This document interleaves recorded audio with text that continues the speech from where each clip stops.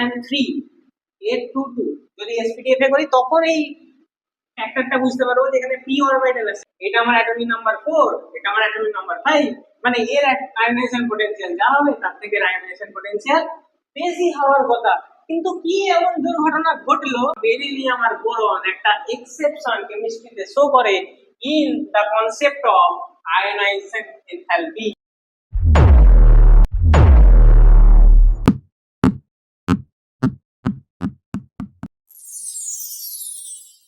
Thank you for watching this video.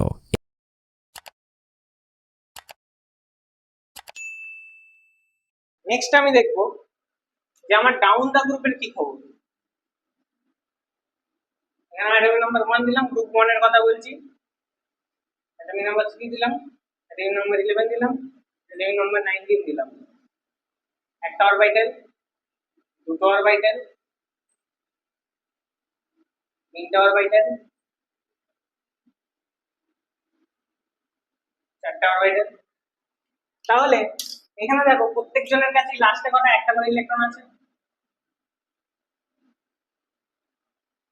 এবার আমাকে দেখতে হবে ইলেকট্রন বেরিয়ে কোথায় তাড়াতাড়ি আছে। আমরা এতক্ষণ ধরে যা ডিসকাস করছিলাম তা থেকে তোমরা বুঝতে পেরেছো যেহেতু এখানে রিলেটিভ নিউক্লিয়ার চার্জটা কনস্ট্যান্ট আছে,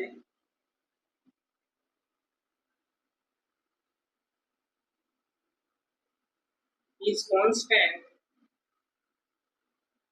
তাহলে আমার কি হচ্ছে এইখানে আমার যে ফোর্সটা আছে F3, একে যতটা ধর এটা F4 আছে, এখানে ধর এখানে একটা ফোর্স যেতে না হচ্ছে F3, এখানে একটা ফোর্স যেতে না হচ্ছে F2, এখানে একটা ফোর্স যেতে হচ্ছে F1, তাহলে এখানে F4টা কি হবে আমার সবথেকে বেশি কম হবে।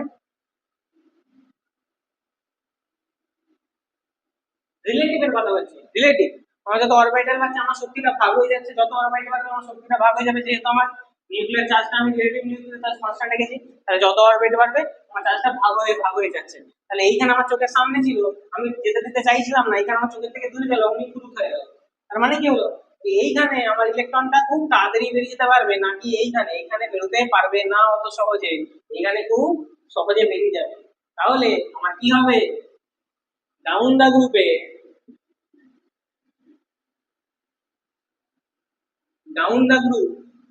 আমার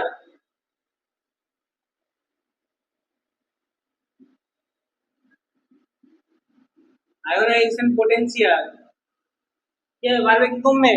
এইখানে যদি ইলেকট্রনটা তাড়াতাড়ি বেরিয়ে যেতে না পারে, এখানে যদি ফোর্সটা আমার বেশি থাকে, তাহলে এখানে আমাকে বেশি এনার্জি দিতে হবে না কম এনার্জি দিতে হবে ইলেকট্রনটাকে বার করে দেবে। বেশি দিতে হবে, বেশি এনার্জি না দিলে আমি এটাকে টানতে পারবো না।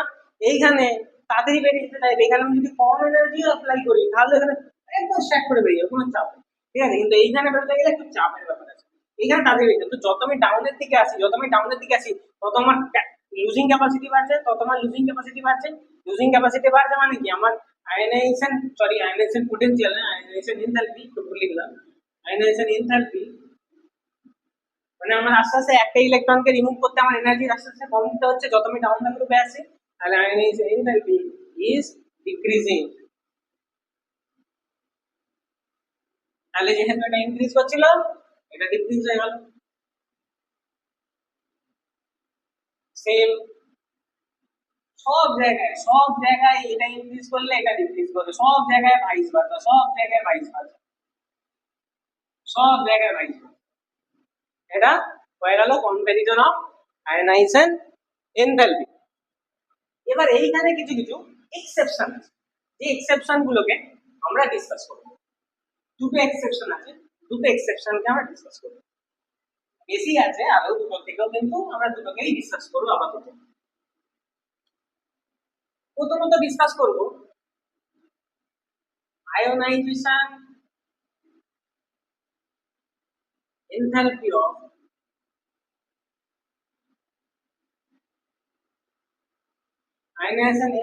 Of beryllium and boron।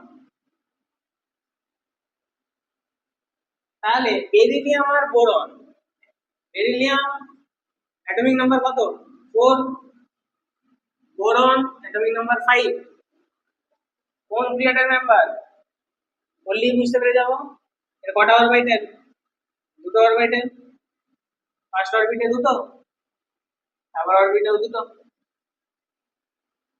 এখানে কটা? ফার্স্ট অরবিটে দুটো, এখানে আমার তিনটে। তাহলে বেরিলিয়াম আর বেরিয়াম। তাহলে এবার এইখান থেকে একটা ইলেকট্রনকে বার করতে হবে, এখান থেকে একটা ইলেকট্রনকে বার করতে হবে। এর কনফিগারেশন হচ্ছে দেখো 1s2 2s2। এর যদি ইয়ে দেখো 1s2 2s2 2p1, normal configuration কিন্তু 2 and 3 এর 2 2। যদি sp.df করি তখন এই ফ্যাক্টরটা বুঝতে পারবো যে এখানে p অরবিটাল আসছে, মানে কি একটা এরকম অরবিটাল আসছে এখানটায়, যেই অরবিটালে এই একটা ইলেকট্রন যেই অরবিটালে আছে ধরো এখানে আছে, কেমন হয়? s অরবিটালটা গোল হয়, p অরবিটালটা এরকম এর সাথে এরকম থাকে, মানে এরকম এরকম। d অরবিটাল কেমন হয়?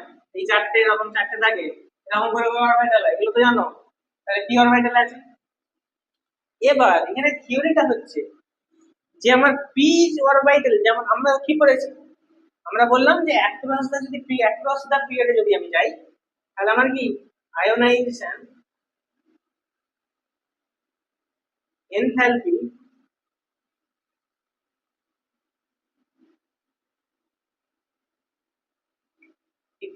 ইনক্রিজ করছিল। আমার অ্যাক্রস দা পিরিয়ডে আয়োনাইজেশন ইনক্রিজ করছিল। এইটা আমার পিরিয়ড কত? পিরিয়ড 2, কারণ এরও দুটো অরবিটাল এরও দুটো অরবিটাল, তাহলে পিরিয়ড 2 তে পড়ছে দুজনেই। যেহেতু দুজনেই পিরিয়ড 2 তে পড়ছে, তাহলে এদের মধ্যে আমাকে দেখতে হবে কার আয়োনাইজেশন বেশি। According to the theory, as ionization enthalpy is increasing as across the period, তাহলে এর ionization enthalpy থেকে এর ionization enthalpyটা বেশি হওয়ার আমার কথা ছিল। কিন্তু কি সমস্যাটা হলো এমন যে এর ionization enthalpyটা এর থেকে কম হয়ে গেল, এটাই আমরা দেখব। তাহলে অ্যাকর্ডিং টু থিওরি যে আমার ionisation potential across the period বাড়ছে, মানে এটা আমার অ্যাটমিক নাম্বার 4, এটা আমার অ্যাটমিক নাম্বার 5, মানে এর আয়োনাইজেশন পোটেনশিয়াল যা হবে তার থেকে আয়োনাইজেশন পোটেনশিয়াল বেশি হওয়ার কথা। কিন্তু কি এমন দুর্ঘটনা ঘটলো যে আমার যে আমার বোরনের আয়োনাইজেশন এনথালপি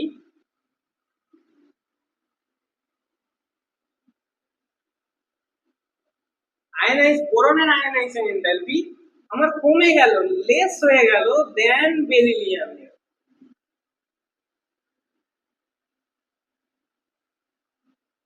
কি এমন ঘটনা ঘটলো যে যেহেতু আমার অ্যাক্রস দা পিরিয়ডে ionisation potential ionisation enthalpy increase করে, মানে এর আমার আয়োনাইজেশন এনার্জি যা হতো তার থেকে এর আমার বেশি হওয়ার কথা ছিল। যেহেতু এর পরে আসে পিরিয়ডেতে অ্যাক্রস দা পিরিয়ডেতে এর পরের মেম্বার, তো এর বেশি হওয়ার কথা ছিল। কিন্তু এমন একটা কি দুর্ঘটনা ঘটতে পারে যার জন্য এর আয়োনাইজেশন এনথালপি এর থেকেও কমে গেল? কি হতে পারে? আমাদের একটা থিওরি আছে যে যদি এস থেকে একটা ইলেকট্রন বার করতে হয়, এখানে এস কি ফুলফিলড এস আছে, এখানে এস অরবিটালটা ফুল, এটা কিন্তু এক্সেপশন, এগুলো সব এক্সেপশন করছি, এগুলো রেয়ার কেস, ঠিক আছে, এগুলো রেয়ার কেস, সব জায়গায় হয় তার কোনো মানে নেই, আমি বুঝে দিচ্ছি, ঠিক আছে, এগুলো এক্সেপশন। এখানে দেখো 2p1 আছে, এবার এর পর যে হবে সে নিশ্চয়ই 2p2 হবে, তো তখন 2p1 এর সাথে 2p2 কম্পেয়ার করব। কিন্তু যখন আমি কম্পেয়ার করছি 1s2 2s2 এর সাথে 1s2s2, এখানে আরেকটা অন্য অরবিটাল অ্যাড হচ্ছে, তখন এইখানে একটা থিওরি আছে যে পি সাবসেলের ইলেকট্রন বার করে দেওয়াটা এস সাবসেলের থেকে ইলেকট্রন বার করে দেয়া, ধরো পি সাবসেল থেকে ইলেকট্রন বেরোচ্ছে এফ সাবসেল থেকে, it is easier to remove an electron from p subshell than s subshell. মানে পি সাবসেল থেকে ইলেকট্রন বার করাটা আমাদের কাছে যতটা ইজি, তার থেকে অনেক বেশি হার্ড এস সাবসেল থেকে ইলেকট্রন বার করে দেয়া। যেহেতু এখানে 2s2 টা কমপ্লিট আছে, তোমরা জানো ফুলফিলড যদি অ্যাটমিক অরবিটাল হয় সেখান থেকে ইলেকট্রন খুব সহজে বেরোতে চায় না। এখানে এইটা তো ফুলফিল আছে, এখানে একটা আছে, তো এইখান থেকে একটা ইলেকট্রন বার করা যতটা কষ্টকর হবে, এইখান থেকে এই ইলেকট্রনটা বার করা তার থেকে অনেক বেশি ইজি হয়ে যাবে। ওই জন্য এখানে ionisation potential across the period যতই ইনক্রিজ করুক না কেন, বেরিলিয়াম আর বোরনের ক্ষেত্রে এই জিনিসটা, এই থিওরিটা কাজ করে না। তখন থিওরি চলে আসে যে পি সাবসেলের ইলেকট্রন ট্রান্সফারটা এস সাবসেলের ইলেকট্রন ট্রান্সফারের থেকে অনেক বেশি ইজি, এটা বেশি ইজিয়ার। এর কারণে ইলেকট্রন ট্রান্সফারটা খুবই ইজিয়ার। তাই জন্য বেরিলিয়াম আর বোরন একটা এক্সেপশন কেমিস্ট্রিতে শো করে in the concept of ionisation enthalpy. ঠিক আছে, কেন আবার বলছি আয়নাইজেশন এনথালপি এর কেন বেশি? এখানে 2p1 আছে, এখানে এখানে 2p2s2 আছে, এখানে s সাবসেলের ক্যাপাসিটি কত? দুটো। p সাবসেলের ক্যাপাসিটি কত? 6। তো এইখানে এখানে তো কমপ্লিট আছে, এইখান থেকে বার করতে আমার যত না কষ্ট হবে, এইখানটা তো এইখান থেকে বেরোচ্ছে না, আমার লাস্ট অরবিটের থেকে বেরোচ্ছে, মানে 2p1, এই 1টা বেরোবে। যেহেতু এটা কমপ্লিট নাই, বরং এখান থেকে একটা বেরিয়ে গেলে 2s2 একটা কমপ্লিট অ্যাটমিক অরবিটাল, একটা কমপ্লিট অ্যাটমিক ইলেকট্রনিক অরবিটাল এখানে হয়ে যাবে। তাই জন্য এইখানের থেকে এইখানে আমার একটা ইলেকট্রনকে বার করতে অনেকটাই আমার ইজি হবে, অনেকটাই আমার আয়নাইজেশন এনথালপি আমার কম লাগবে। ওই জন্য এইখানে আমার আয়নাইজেশন এনথালপি অনেকটা লেস হবে, এইখানে আমার আয়নাইজেশন এনার্জি অনেকটা বেশি হবে। তাহলে এইখানে আমার আয়নাইজেশন এনার্জিটা হাই হবে, আর এইখানে আমার আয়নাইজেশন এনার্জিটা লো হবে। এটাকে নোট করে নেবে, ঠিক আছে? এটা একটা এক্সেপশন। এইরকমই আমরা আরেকটা এক্সেপশন করব, এইরকমই আরেকটা এক্সেপশন করব।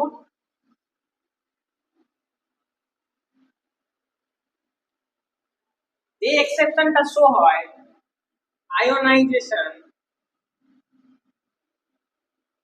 enthalpy in nitrogen and oxygen. Ionization enthalpy in nitrogen and oxygen এতে কি হয়? তো যেহেতু নাইট্রোজেনের অ্যাটমিক নাম্বার 7, অক্সিজেনের অ্যাটমিক নাম্বার 8, তো দেখো এদের কাছে কটা আছে? এদের কনফিগারেশন কত? 2 সরি 2 5, মানে 1s2 2s2 2p3, তাই না? তাহলে ফার্স্ট অরবিটালে একটা দুটো, সেকেন্ড যে অরবিটালটা থাকবে এস অরবিটাল, এখানে দুটো, আর পি অরবিটাল এখানে একটা দুটো এরকম করে আমি ধরে নিচ্ছি। এখানে আমার কনফিগারেশন কি? 1s2 2s2 2p3, sorry 2p4 6 to 6 4 to 6 to 8।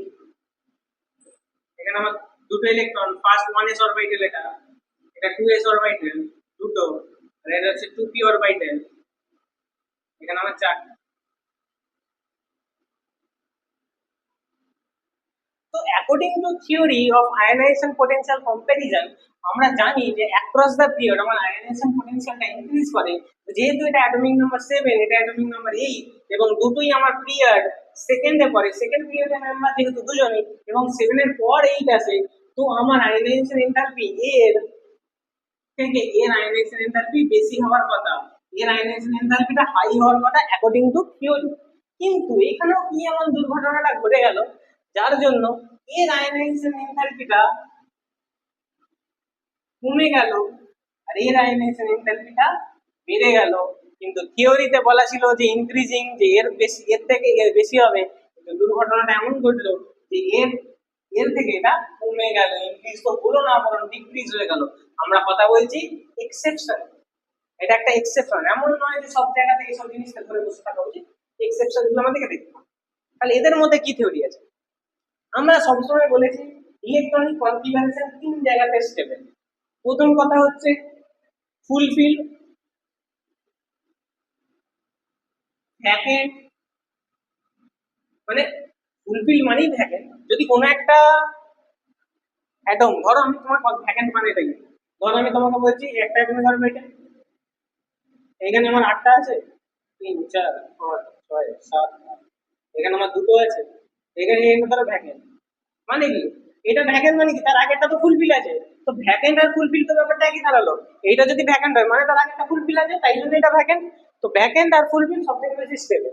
মানে এটা যদি ভ্যাকেন্ট এটা ফুলফিল, মানে ফুলফিল অ্যাটমিক স্ট্রাকচার, ফুলফিল আর ভ্যাকেন্ট যদি সব থেকে বেশি স্টেবল হয়, তারপরেই আছে যেটা, সেটাকে বলো আমরা হাফ ফিল্ড। মানে যদি একটা অ্যাটমে এখানে ধরো দুটো ইলেকট্রন আছে, এখানে ধরো 8টা ক্যাপাসিটি, 4টে ইলেকট্রন আছে, আর এখানে ধরো দুটো আছে, এখানে ধরো কোথাও 3টে ইলেকট্রন আছে। তার মানে এখানে যেহেতু হাফ ফিল্ড, এটা যেহেতু হাফ ফিল্ড, এইটার থেকে এইটা, মানে এর থেকে এইটা বেশি স্টেবল হবে, যেহেতু এটা হাফ ফিল্ড, যেহেতু এটা হাফ ফিল্ড।